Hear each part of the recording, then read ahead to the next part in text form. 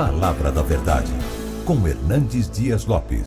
Irmãos amados, nós vamos abrir a Palavra de Deus na segunda carta do apóstolo Paulo aos Coríntios, capítulo 3. Segunda carta de Paulo aos Coríntios, capítulo 3.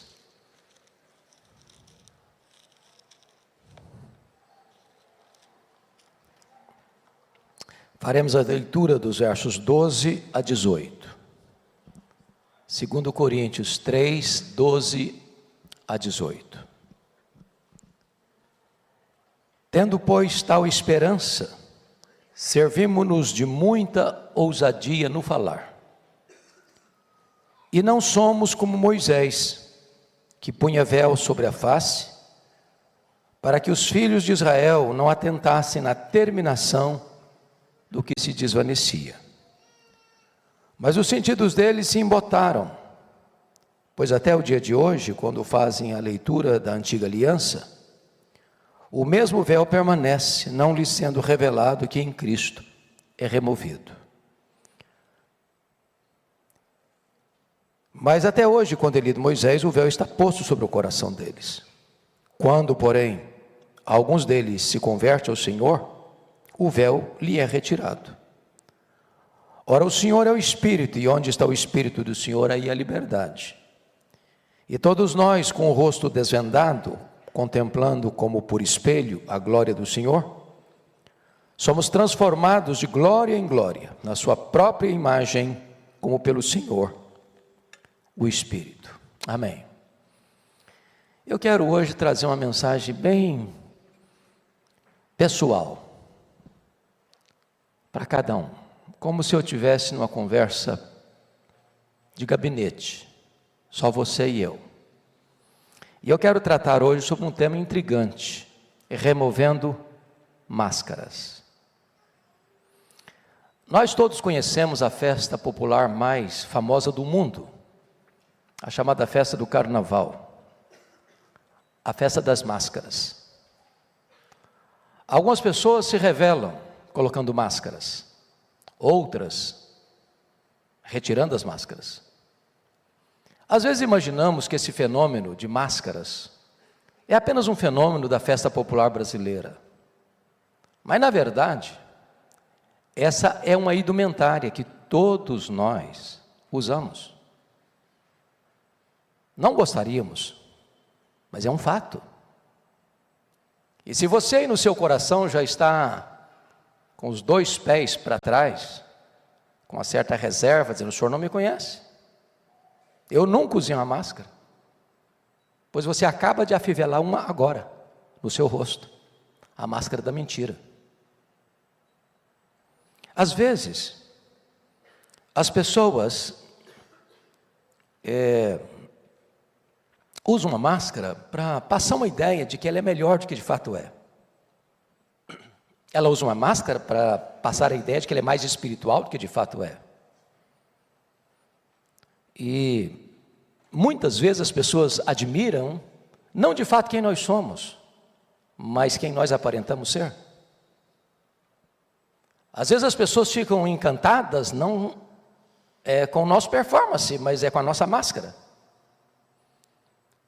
Diz a Bíblia que quando o profeta Samuel foi à casa de Jessé, para ungir um de seus filhos rei de Israel, ele se aproxima e vê Eliabe, o mais velho, o primogênito, um rapaz bonitão, capa de revista, modelo de beleza feminina, de masculina. E o profeta foi logo impressionado com aquela imagem e disse: certamente está perante o Senhor o seu escolhido. E Deus disse para o profeta: vai devagar, profeta, você está encantado com a máscara. Está por trás dessa beleza toda, não é o que você acha que é. Eu não olho como os homens olham, eu não vejo a aparência, eu vejo o interior. Às vezes nós impressionamos as pessoas como Judas Iscariotes lá na casa de Simão, em Betânia. Quando Maria derrama todo aquele perfume, aquele preciosíssimo perfume de bálsamo, de nardo puro, ele protestou: Isso é um absurdo, isso é um desperdício. Esse perfume podia ser vendido por mais de 300 denários e dar-se aos pobres. Que discurso bonito. Que filantropo mais sensível. Mas a Bíblia diz que ele era ladrão. Esse discurso de ajudar os pobres era apenas uma fachada. Ele estava interessado em embolsar essa grana. Máscara. O problema das máscaras é que elas não ficam muito bem afiveladas. Às vezes elas ficam meio soltas. E às vezes elas caem nas horas menos apropriadas. Me permite ilustrar.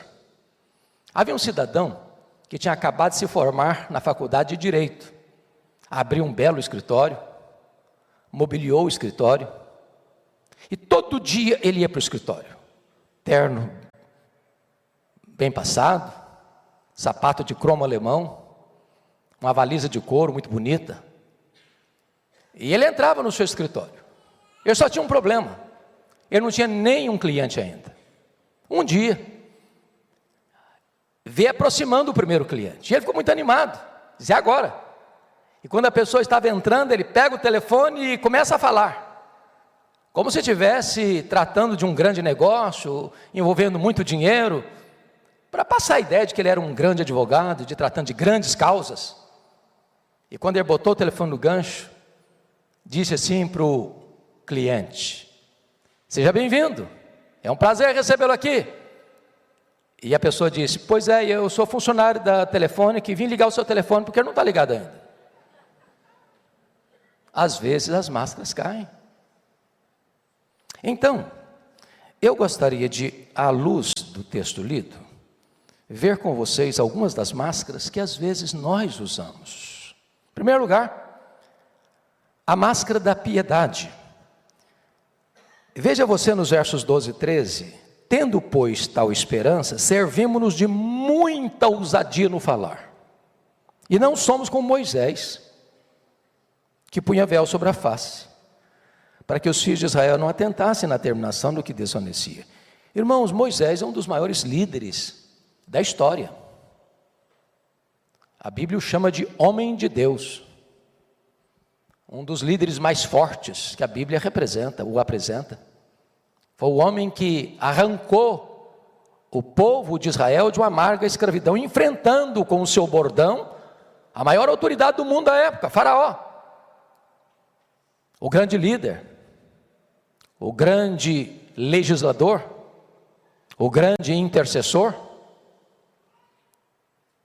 o homem que marcou a história do seu povo, um homem de uma coragem invulgar. Porém, a Bíblia diz que houve um momento em que Moisés não foi ousado.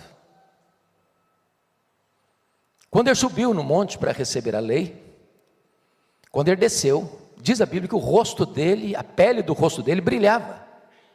A Shekinah da glória de Deus estava estampada no rosto dele. As pessoas não podiam aproximar para falar com ele. Então o que ele fez? Ele colocou um véu. Assim as pessoas podiam se aproximar para falar com ele. O problema é que de repente o próprio Moisés percebeu que aquela glória foi se apagando, foi se desvanecendo, e não tinha mais brilho, mas ele continuou com o véu, querendo passar a ideia de que era muito bom as pessoas olharem para ele, esse homem tem a glória de Deus estampada no rosto. É a máscara da piedade. Ele não precisava mais do véu, mas continuou com o véu. Quantas vezes, meus amados irmãos, nós somos assim. Nosso palavreado, quando a gente está perto das pessoas, é mais rebuscado. Os nossos gestos mais medidos. As nossas atitudes mais refletidas. A gente passa uma imagem bonita. Puxa, como fulano é crente, como fulano é espiritual. Nossa, que homem de Deus, que mulher de Deus. E de repente aquilo pode ser uma bela de uma máscara. E as pessoas estão admirando demais Não quem somos, mas quem nós aparentamos ser. Se você pensa que homens de Deus não usam, Moisés usou. Moisés usou essa máscara. Não é uma questão de posição. Hofni e Finéias levaram a arca da aliança para o campo de batalha. Eles eram sacerdotes. E acharam que a posição que ocupavam, ou a posição que estavam, estava tudo bem. Só que Deus não olha para a aparência, Deus vê o coração. Mas vamos a uma segunda máscara, que eu chamaria a máscara do orgulho.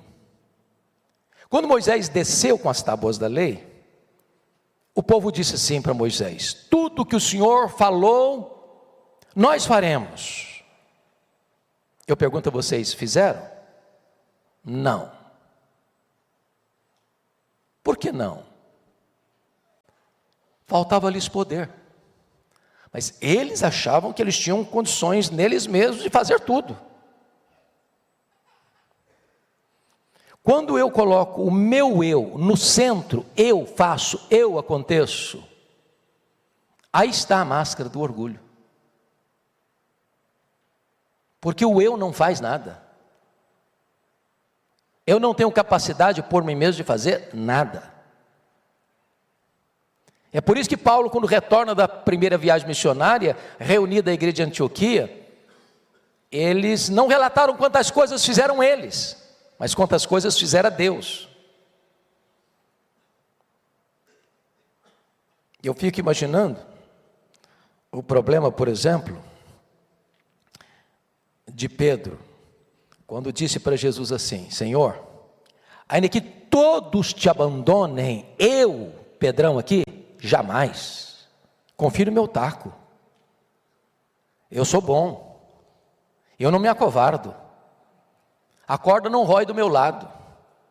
Eu sou batuta. Conta comigo. Nesse momento ele estava achando que ele era melhor que os outros. E fracassou. É por isso que Paulo vai dizer o seguinte: quando eu sou forte, eu sou fraco. Mas quando eu sou fraco é que eu sou forte. Se eu confiar em mim mesmo, fracasso. E Paulo está tratando disso dentro do contexto da nova aliança. Porque a pergunta que ele fez sobre a nova aliança: graças porém a Deus, que em Cristo sempre nos conduz em triunfo, e por meio de nós manifesta a fragrância do seu conhecimento, tanto nos que são salvos como nos que se perdem. E ele pergunta aqui: mas quem é suficiente para essas coisas? A resposta fica no ar, sem resposta, no capítulo 2, verso 16. Mas a resposta vem no capítulo 3, versos 4 e 5. A nossa suficiência vem de Deus. É Deus. É Deus. Eu não sei se você já parou para perguntar, por que Naamã, quando vai a Eliseu, com a comitiva, e ele chega lá, e ele imaginava que o Eliseu ia sair dentro de casa, ia cumprimentá-lo, ia reverenciá-lo, ia fazer uma liturgia do culto da sua cura.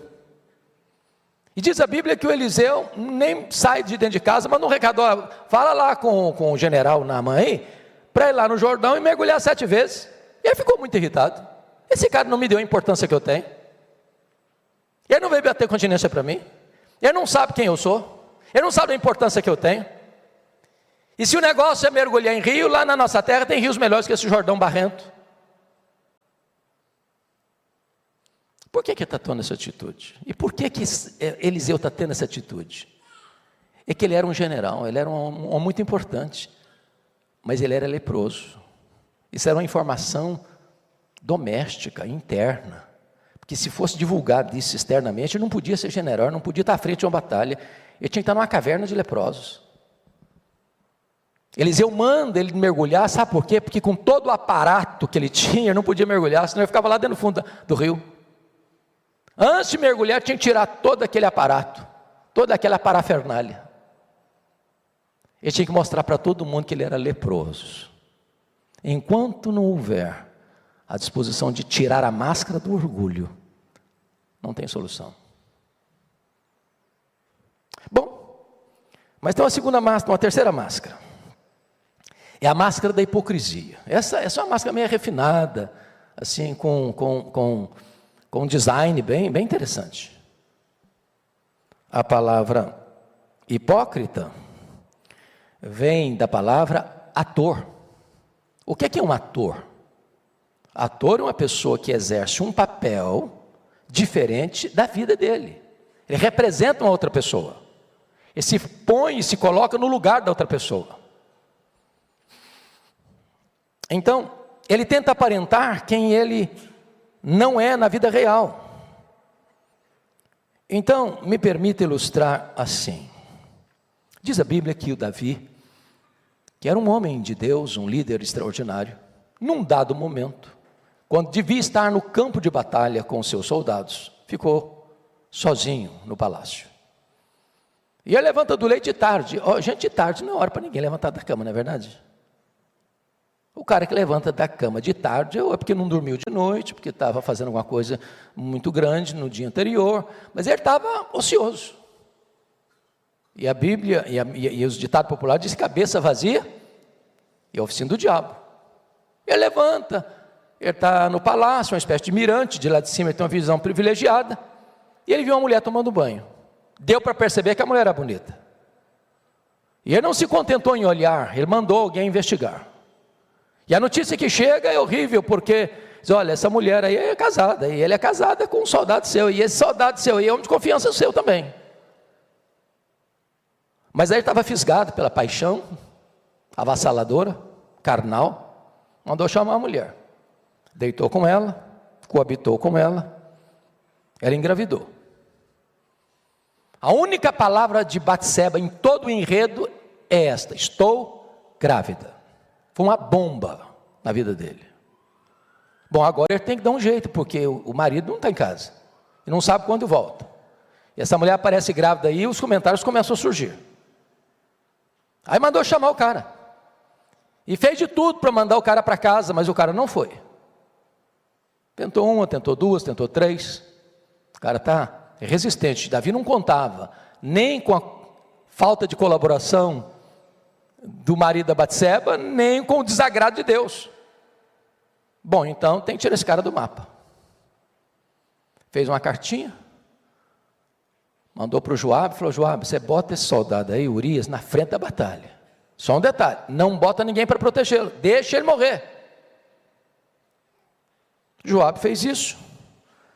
Vem a notícia para Davi: ó, tem mais gente morreu, mas o Urias morreu também. Essa era a senha. Aí, bom, ele agora está livre, a mulher agora ele é viúva, ele já tinha um harém, mais uma não ia fazer tanta diferença, então se casa com a viúva. Talvez até recebendo elogios de alguém da nação: olha, Davi é um homem muito sensível, ele teve piedade daquela viúva, casou com ela, tudo certo, nenhum problema. Aos olhos dos homens, nenhuma ponta solta.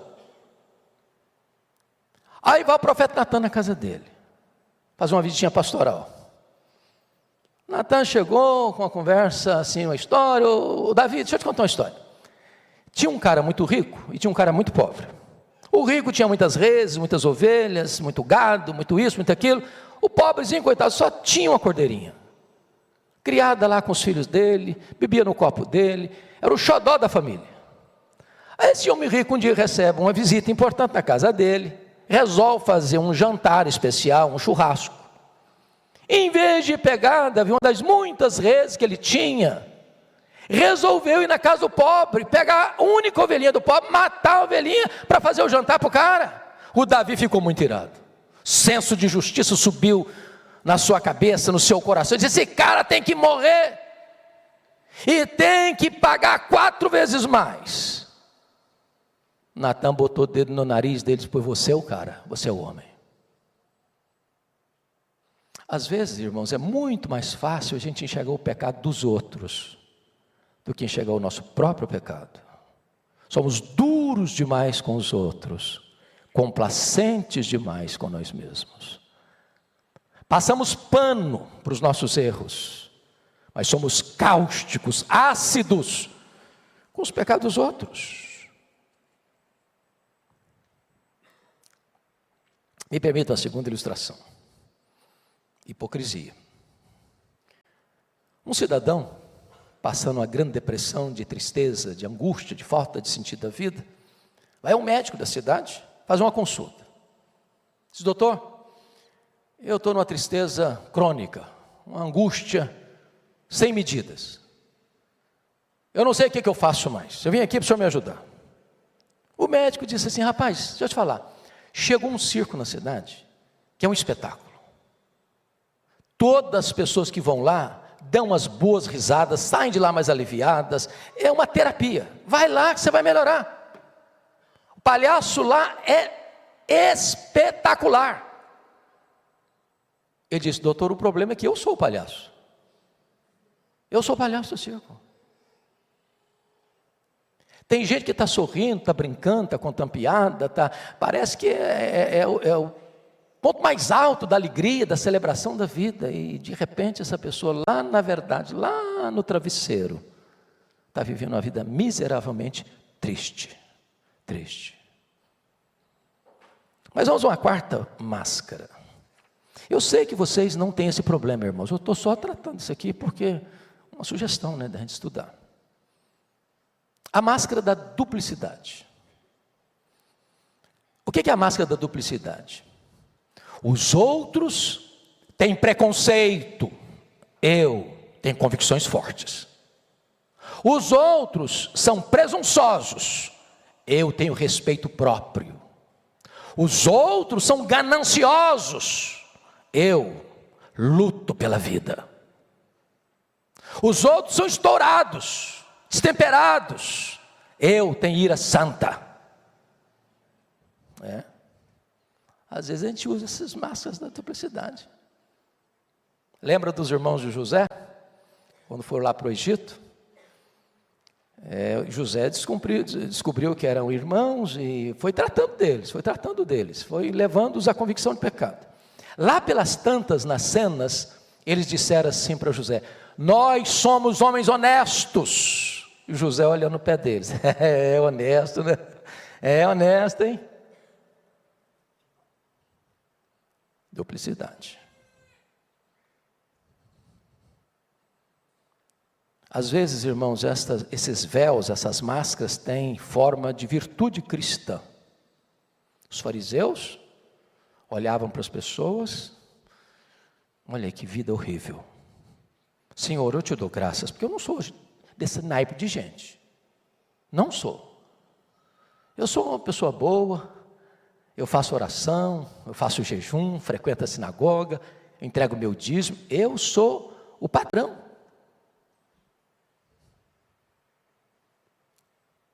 Às vezes somos assim. Eu posso até ter essa fraqueza aqui, mas essas outras aqui eu não tenho. É igual o cidadão que estava dirigindo seu carro e passou a 120 com a plaquinha de 80.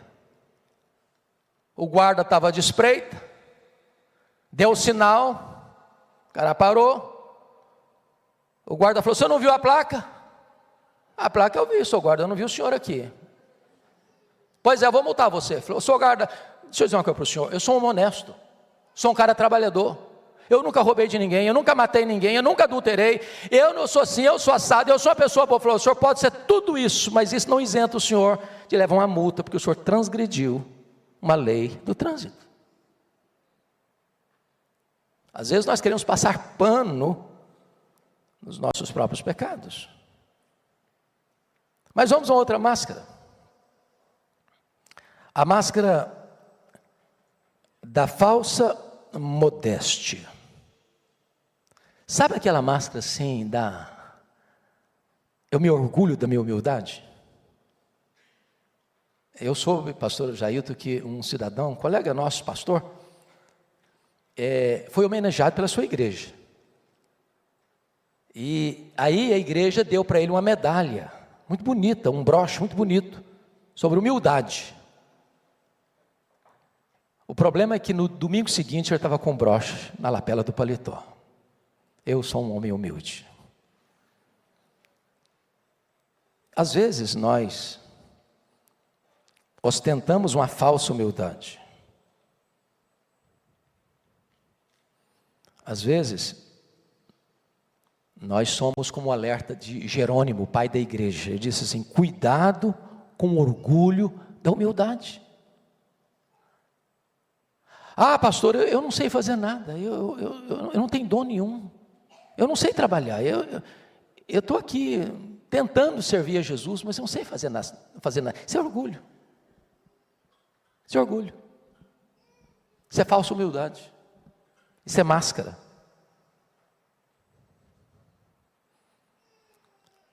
Mas me permita ainda mais uma máscara. A máscara da justiça própria. Essa máscara, via de regra, é usada para aquelas pessoas que nós diríamos hoje, fariseus. São aquelas pessoas que dão muita importância ao externo, à aparência. Então você mede a espiritualidade de alguém pela roupa que ele usa,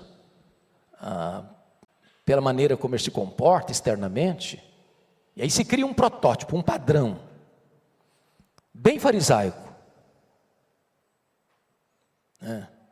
que Jesus denunciou. O cara limpa o exterior do copo, tudo bonitinho, mas lá dentro está sujo.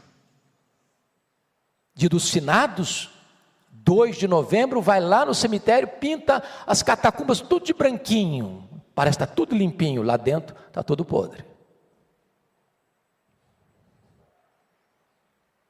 Usamos essa máscara quando uma fraqueza nossa é exposta. Eu posso ter esse problema sim, é verdade, mas eu não tenho esse, aquele outro problema. Máscaras. No nosso guarda-roupa tem muitas máscaras. Mas há uma outra ainda que eu quero tratar aqui com você, que é a máscara hipersensibilidade, sutil. Você conhece gente hipersensível? Gente cristal, porcelana, qualquer coisinha se melindra. Qualquer coisinha, também eu não vou ficar mais nessa igreja. Também vou embora daqui.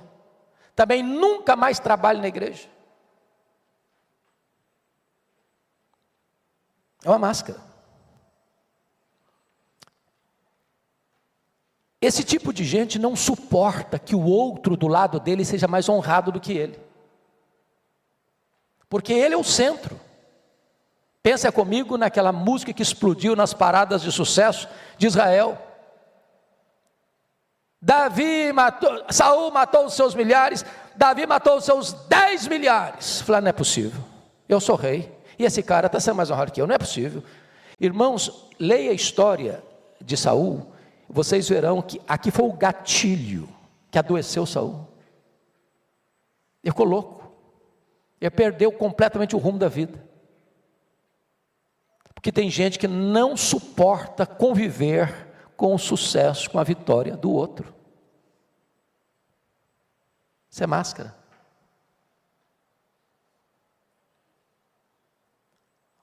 Os entendidos dessa área dizem que você e eu temos muito mais facilidade de chorar com os que choram do que nos alegrarmos com os que se alegram.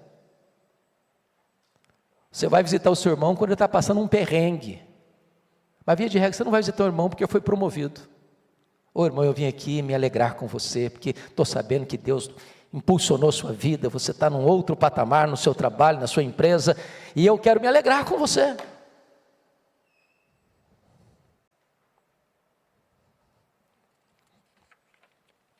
Mas me permita, só mais uma máscara aqui para a gente encerrar. A máscara do ativismo, ou do espírito impaciente. Tem gente que só acha que é espiritual se ela estiver fazendo alguma coisa. Ela precisa fazer. Ela precisa se movimentar, ela precisa agir, ela precisa estar trabalhando, ela precisa realizar alguma coisa. Porque na cabeça dela, o valor dela tem a ver com o seu desempenho. Talvez Marta, a irmã da Maria, ficasse tão irritada com Maria, por isso que ela não suportava perceber que alguém pudesse parar para escutar Jesus.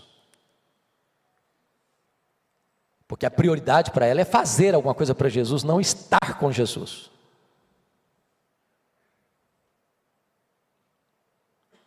Às vezes a nossa vida, irmãos, tem muita atividade. Tem um personagem chamado Pierre G. de Ibsen. E esse personagem percorreu o mundo e conheceu muitos lugares, e experimentou muitas aventuras. E depois de ir para todos os lugares e viver todas as realidades possíveis, ele volta para a sua terra, entra na sua casa, vai ao seu quintal, encontra um canteiro de cebolas, arranca uma cebola e começa a descascar a cebola. Para cada casca que ele tira, ele dá uma atividade, um local que ele visitou, uma experiência que ele teve, um restaurante que ele comeu, um show que ele frequentou. E quando terminou, a cebola só tinha casca. Não tinha núcleo, não tinha essência. Tem gente que corre demais porque falta essência. Ela não sabe conviver com ela mesma. Ela não sabe ficar em silêncio. Ela não sabe parar. Pois bem, amados, a grande pergunta agora é a seguinte: como é que remove essas máscaras? Eu não sei se você está aí argumentando no seu coração, para um pastor, o senhor está falando isso aí, mas nada disso não tem nada a ver comigo. No meu guarda-roupa não tem nenhuma dessas máscaras. E eu vou ficar muito preocupado se você está pensando assim. Porque um estado mais avançado do problema é quando você acha que não tem o problema. Que quando você acha que você não tem o problema, você não busca cura, nem restauração. Então o nosso texto diz a primeira coisa no verso 16. 15 e 16, mas até hoje, quando é lido Moisés, o véu está posto sobre o coração deles. Quando, porém, alguns deles se convertem ao Senhor, o véu lhe é retirado. A experiência pessoal com Jesus dá para você o privilégio de viver uma vida autêntica.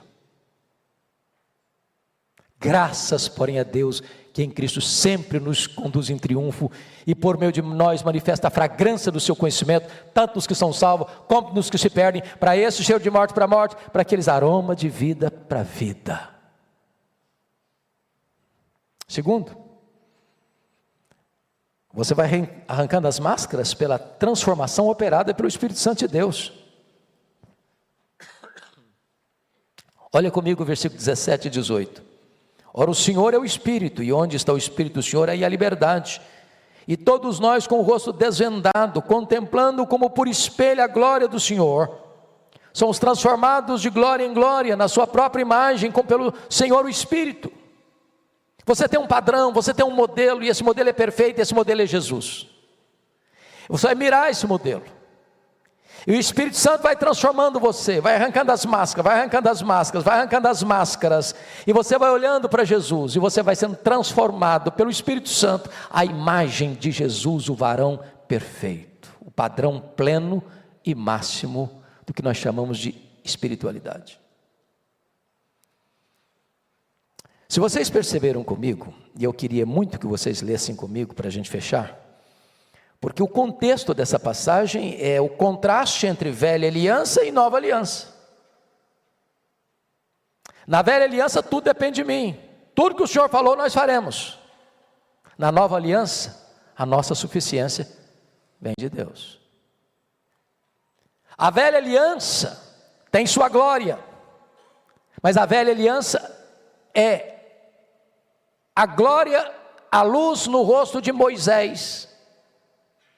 E o brilho no rosto de Moisés é um brilho desvanecente. A graça é o brilho no rosto de Jesus. Essa glória nunca se apaga. Então vamos ler capítulo 3, versos 7 a 11. Fique em pé para ler comigo. E eu peço que você leia com voz bem clara, bem eloquente, bem nítida. Capítulo 3, versos 7 a 11, vamos juntos? E se o ministério da morte, gravado em letras em pedras, se revestiu de glória, a ponto de os filhos de Israel não poderem fitar à face de Moisés, por causa da glória do seu rosto, ainda que desobedecente, como não será de maior glória o ministério do Espírito? Porque se o ministério da condenação foi glória, em muito maior proporção será glorioso o ministério da justiça. Porquanto, na verdade, o que outrora foi glorificado neste respeito, já não resplandece diante da atual sobreexcelente glória. Porque se o que se desoneste teve sua glória, muito mais glória tem o que é. Hoje nós temos o Espírito Santo, que trabalha em nós, esculpindo em nós a beleza de Jesus. As máscaras podem ser arrancadas. Não precisamos viver com capuzes, disfarces, porque temos liberdade em Cristo, para sermos transformados de glória em glória, na imagem de Cristo, pelo Espírito Santo, o Senhor. Feche os seus olhos, vamos orar. Deus, essa mensagem é para mim, é para os meus irmãos aqui nesta noite. Como já lemos e como já oramos aqui, o nosso coração é desesperadamente corrupto. Às vezes nós enganamos a nós mesmos, às vezes tentamos enganar os outros,